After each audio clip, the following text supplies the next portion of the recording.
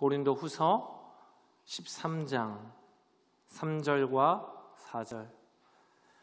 우리 두 절의 말씀을 다 찾으셨으면 짧은 말씀이니까 합독하여 함께 읽도록 하겠습니다. 함께 읽겠습니다. 시작. 이는 그리스도께서 내 안에서 말씀하시는 증거를 너희가 보함이니 그는 너희에게 대하여 약하지 않고 도리어 너희 안에서 강하시니라. 그리스도께서 약하심으로 십자가에 못 박히셨으나 하나님의 능력으로 살아계시니 우리도 그 안에서 약하나 너희에게 대하여 하나님의 능력으로 그와 함께 살리라. 아멘. 우리 옆에 분들과 잠시 인사 나누도록 하겠습니다. 잘 오셨습니다. 여러분 점심 맛있게 드셨나요? 우리 오후 예배 가운데 나오신 한 권사님께서 저에게 그렇게 말씀해 주셨습니다. 목사님, 오늘 먹은 밥이 꿀송이보다 더 달고 맛있었다고. 여러분 맛있게 드셨습니까? 우리 육교구에서 너무 귀하게 또 그리고 맛있게 잘 만들어 주셔서 저도 무척 맛있게 먹었습니다. 주님께서 우리에게 육의 양식도 채워주신 만큼 우리 영혼에 더욱더 좋은 것으로 채워주시는 귀한 오후 예배 시간 되기를 주님의 이름으로 축복합니다. 여러분 어제가 무슨 날이었습니까?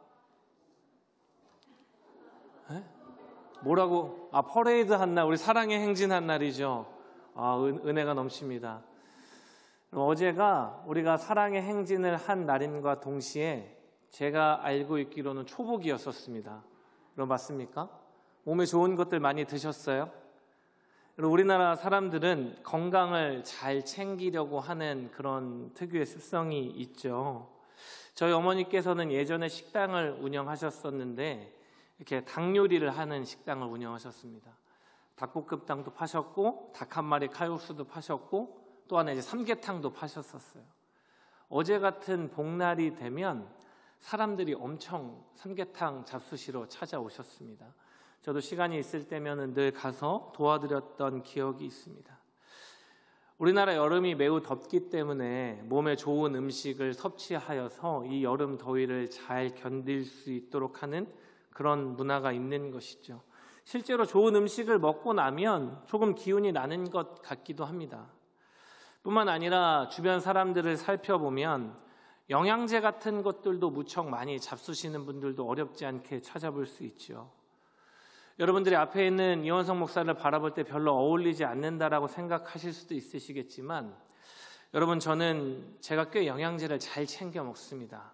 매일매일 지금도 사무실 위에 가면 제 책상 위에 유산균을 포함하여 약 4종류의 영양제가 있고 매일 먹고 있어요. 작년에는 조금 더 많이 먹어서 한 7종류 정도까지 먹었었는데 여러분 아시다시피 영양제도 가격이 만만치 않습니다. 그래서 제약회사 다니는 친한 친구에게 물어봐서 꼭 좀 먹으면 좋은 것들 좀 가르쳐 달라 그래서 몇몇 종류의 영양제를 먹고 있습니다. 사실 저는 이렇게 잘 챙겨 먹으면 진짜 그 사람의 몸에 필요한 힘이 생기고 영양이 보충되어서 건강하게 잘 살 수 있는 것인지에 대한 확신은 별로 없기는 합니다만 그래도 그렇게 먹다가 잘 먹지 않는 날이면 뭔가 찜찜해서 그래도 무척 잘 챙겨 먹으려고 노력하고 있습니다. 아니 목사님 젊으신 분이 뭐 그렇게 영양제까지 잡수시면서 건강을 챙기십니까? 라는 생각을 하실 수도 있겠습니다만 여러분 그런 생각하시면 안 됩니다. 이제 뭐 다 아시겠지만 이제 저에게는 책임져야 될 가족이 하나 늘었어요. 다른 방법으로 애국하지 않고 다산으로 애국하고 있습니다.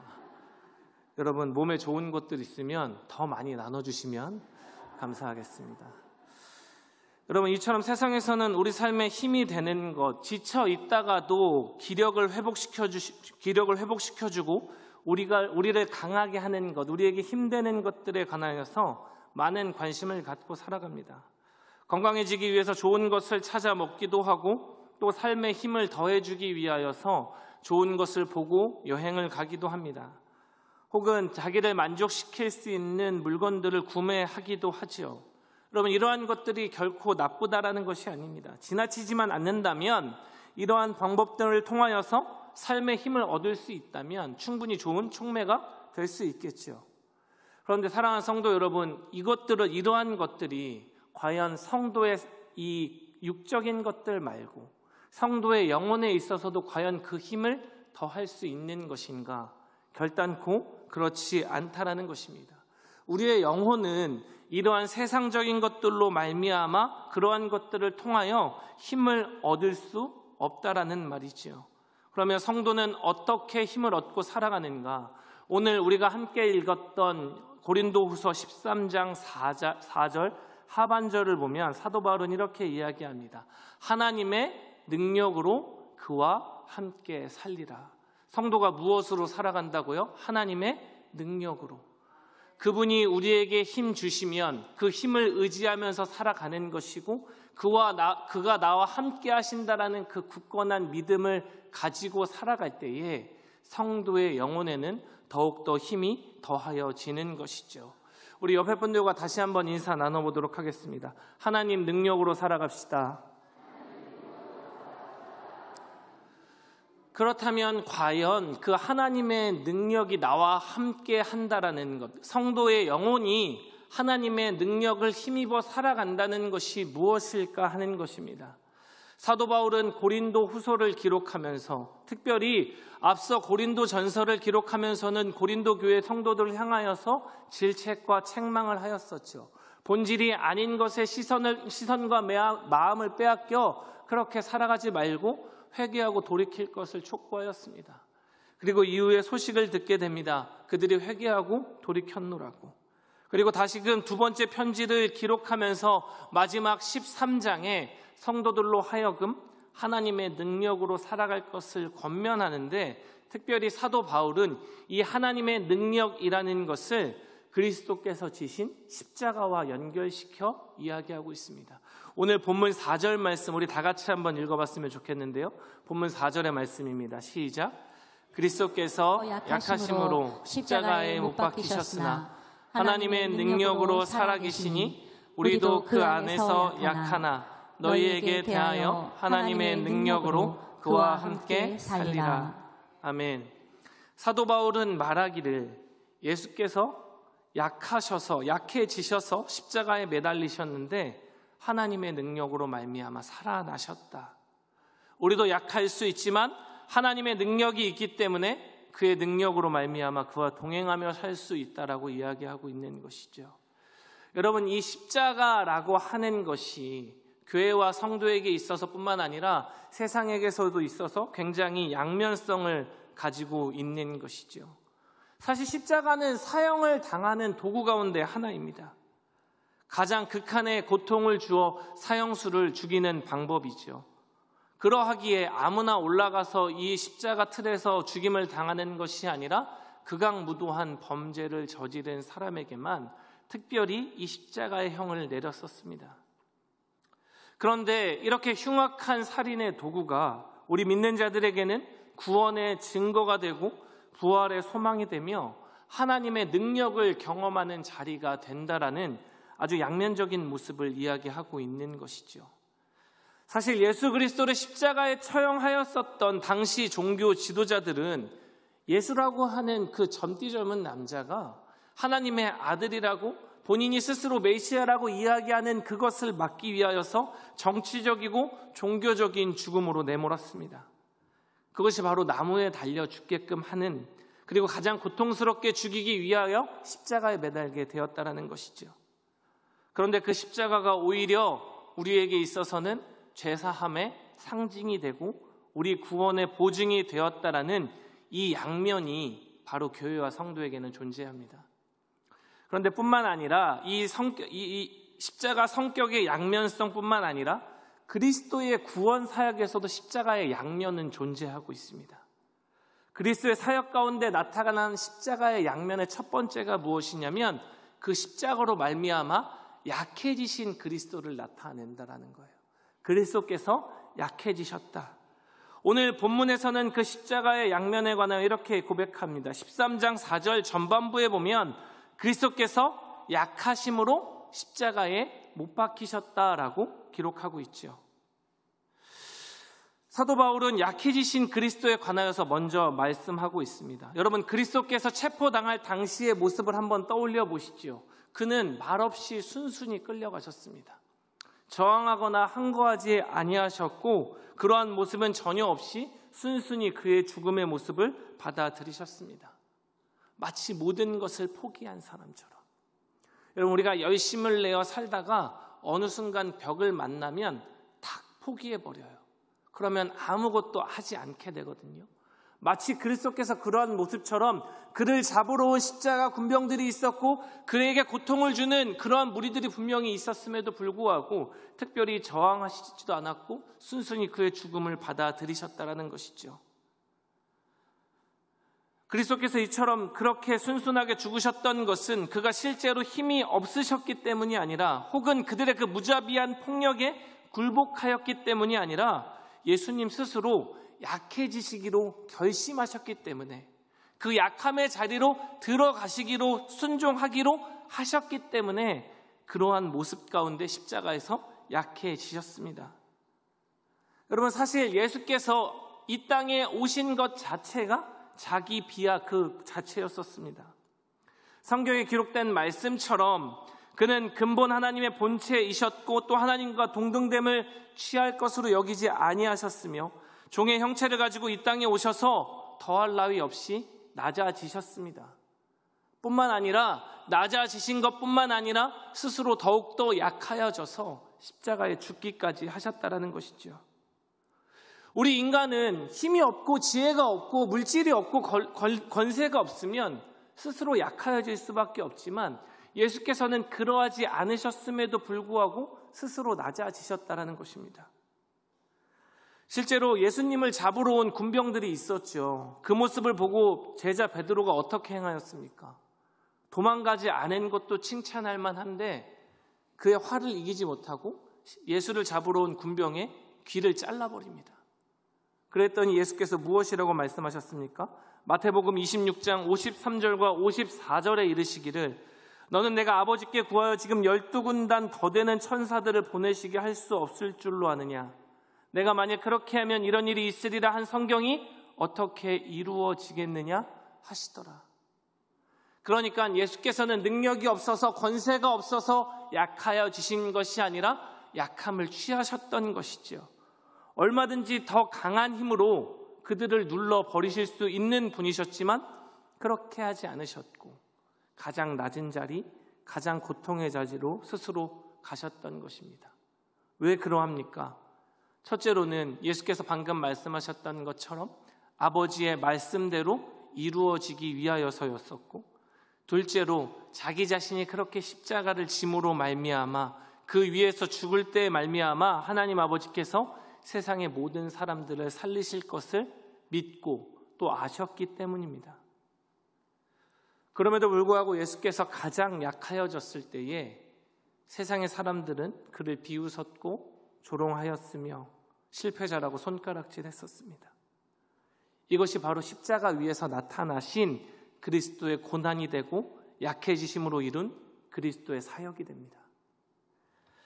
십자가의 양면 첫 번째가 약해지신 그리스도였다라면 둘째는 반대로 강하여지신 그리스도를 나타내는 표징이 바로 십자가가 되기도 합니다. 첫 번째로는 가장 약하여져서, 그러니까 세상의 권세에 마치 굴복한 것처럼 그렇게 매맞고 손가락질 당하며 가시면류관을 쓰고 십자가에 달리셨지만, 반대로 그가 가장 강하여진 모습이 바로 십자가를 강하여진 모습을 나타내는 표징이 바로 십자가가 된다라는 것입니다. 하나님께서는 이 예수 그리스도에게 십자가의 죽으심을 허락하셨습니다. 뿐만 아니라 십자가에서 죽고 나서 예수 그리스도를 부활의 첫 열매로 삼으셨습니다.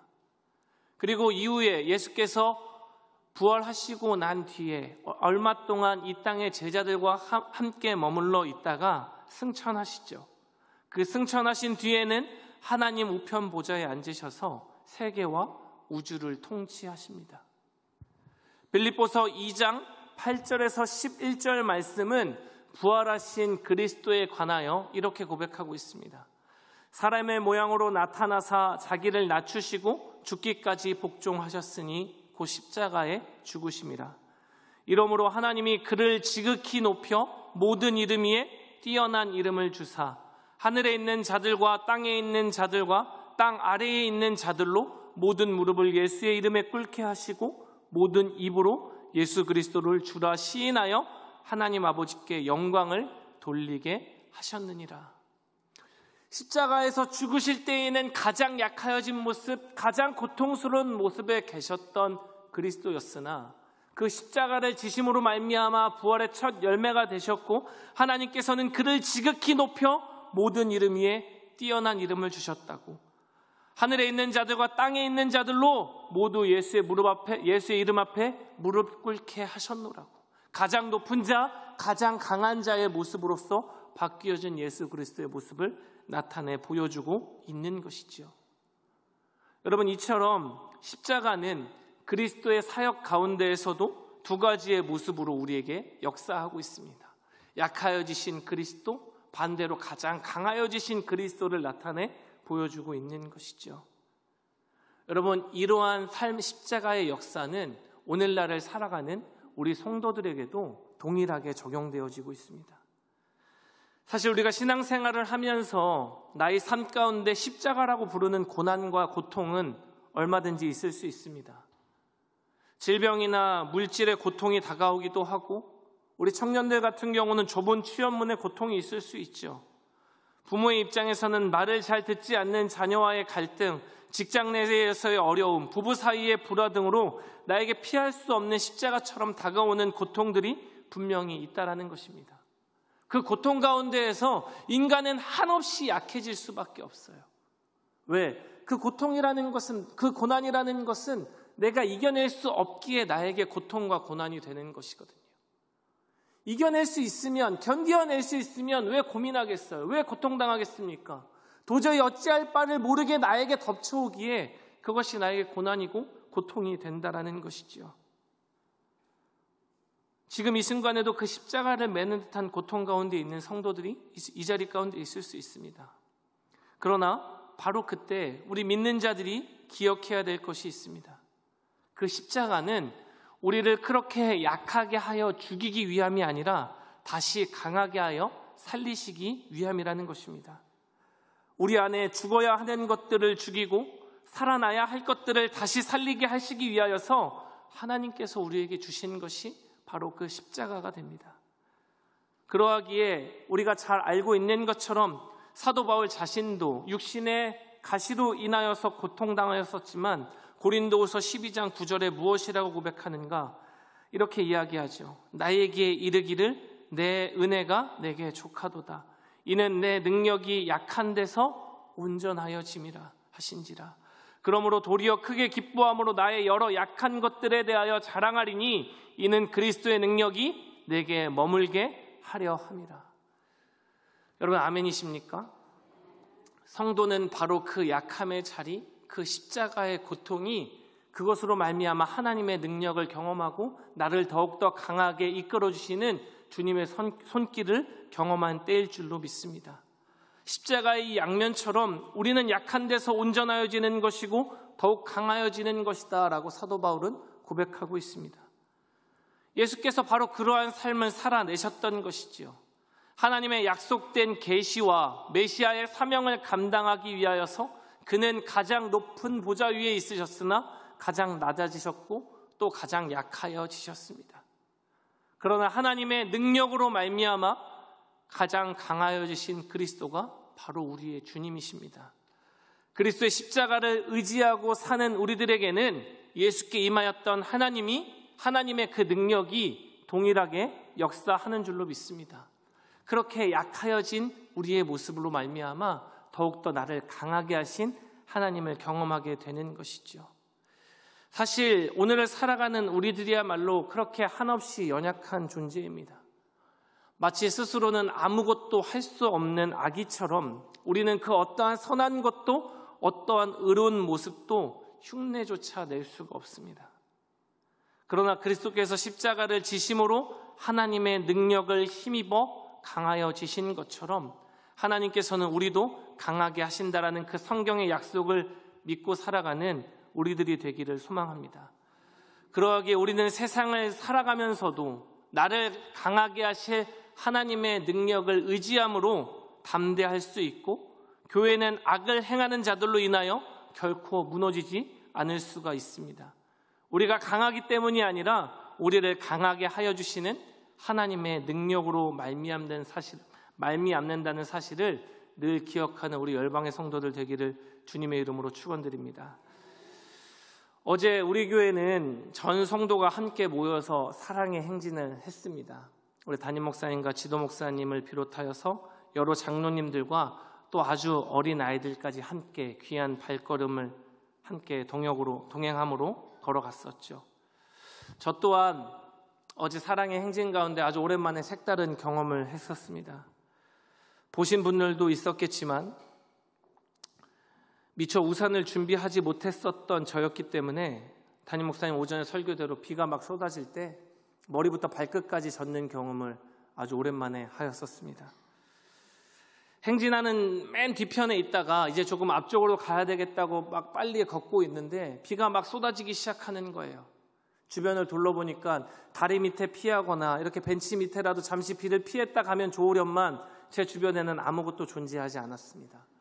머리는 조금씩 젖어오고 옷은 무거워지기 시작하는 그 순간에 직감적으로 이미 늦었다라는 것을 깨닫고 그냥 터벅터벅 비에 젖은 채로 걸어갔습니다. 반환점에서 저희 가족들을 만났어요. 10살 된 저희 딸이 저를 보면서 하는 이야기가 아빠 어디서 샤워하고 왔냐고 그렇게 물어볼 정도로 그렇게 다 젖었습니다. 물론 그렇게 많이 내리는 비에 옷도 젖고 사람들도 많지 않은 곳에서 하는 행진이라고 괜한 고생을 했다고 하시는 분들도 있을 수 있습니다. 세상의 사람들이 우리의 그 행진을 보면서 동성애나 퀴어 축제에 그리고 조금 더 나아가서 차별금지법에 대해서 얼마나 관심을 갖겠냐고 그렇게 조롱할 수도 있지요. 오히려 세상에서는 교회가 차별을 조장한다라고 말할 수도 있고 괜히 사서 고생한다고 비아냥거릴 수도 있습니다. 여러분, 그런데 저는 말씀을 준비하면서 이렇게 세상이 죄에 물들어서 동성애나 퀴어 축제 같은 그러한 아주 악한 모습들을 보이는 것이 그리고 차별금지법을 추진하는 것들이 한국교회를 향한 십자가일 수도 있겠다라는 생각을 해보았습니다. 시대의 악함 속에서 교회와 성도들이 반드시 짊어져야만 할 것들이 되는 것이죠. 그러나 그 십자가가 있기에 우리 교회가 전 세대가 하나 되어서 사랑의 행진을 할 수 있었습니다. 비록 작은 발걸음이라 할지라도 다음 세대를 위하여서 그리고 지역과 사회를 향하여서 하나님의 바른 가치를 전할 수 있다면 사랑하는 성도 여러분, 그것이 바로 우리에게 있어서 하나님의 능력이 되고 더욱더 우리를 강하게 하시는 하나님의 은혜인 줄로 믿습니다. 여러분, 성도가 십자가를 의지함으로 십자가를 짊어냄으로 말미암아 하나님의 능력이 나를 더욱더 강하게 하시는 것입니다.